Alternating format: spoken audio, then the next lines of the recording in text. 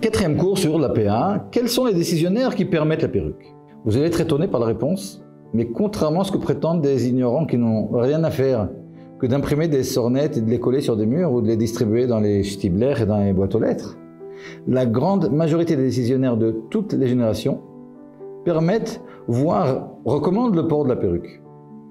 Nous n'allons citer que quelques-uns des précédentes générations. Alors, le premier décisionnaire qui permet de façon claire la perruque, c'est un décisionnaire qui est né en Italie, dans une famille sfarade expulsée d'Espagne. Décisionnaire contemporain de Rabbi Yosef Karo, il s'agit de Rabbi Yoshua Boaz, de la famille Baruch, le Shiltei Giborim, auteur du Pirouche Shiltei Giborim sur le Rif. Rabbi Yosef Karo n'a pas connu les écrits du Shiltei Giborim, donc il ne le rapporte pas. Mais le Shiltei Giborim est rapporté par le Rama sous le nom de Agarot El-Fassi. Donc quand vous voyez dans le Rama Agarot El-Fassi, c'est de lui qu'il s'agit.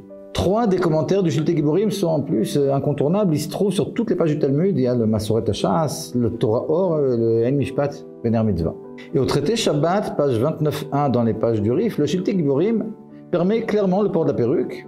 Et non seulement d'une perruque faite de cheveux de ses amis.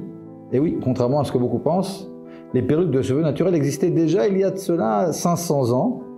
Mais il permet aussi le Shiltei Giborim de faire une perruque à partir des propres cheveux de la femme qui porte la perruque. Ça, c'est le Shiltei Giborim. Il y a le Rama aussi dans son Darkei Moshe, que ce soit au Siman 303 ou au Siman 75. Il rapporte ça aussi sur le Shulchan Aruch, Siman 75. Là-bas, il tranche comme le Shiltei Giborim, mais il permet lui aussi la perruque. Le Magen Avraham aussi, au Siman 75, permet la perruque. Le Gaon de Vilna, ce même Siman, dans la mesure où il rapporte les sources du Talmud au dire du Rama, puis il ne repousse pas les dires du Rama. L'Admour Hazaken, dans son Shulchan Aruch Admour Hazaken, Siman 75, Saïf 4 aussi. Le Prim Gadim aussi, au Siman 75 et au Siman 303. Et pense comme le Shiltei Giborim. Contrairement aux publications mensongères selon lesquelles le Chafetz Chaim interdit le port de la perruque, il écrit dans son Mishnah Brura, au Siman 75, que la perruque est autorisée dans les endroits où mettre la perruque est chose habituelle, n'est pas considéré comme maritime, quelque chose qui risque d'entraîner l'erreur. Dans ce cas-là, le Chafetz Chaim permet même une perruque confectionnée de cheveux naturels. C'est aussi le cas du Aruch HaShulchan, du Rav Shimshon Raphaël Hirsch dans son livre Chorev, ainsi que d'une multitude de décisionnaires.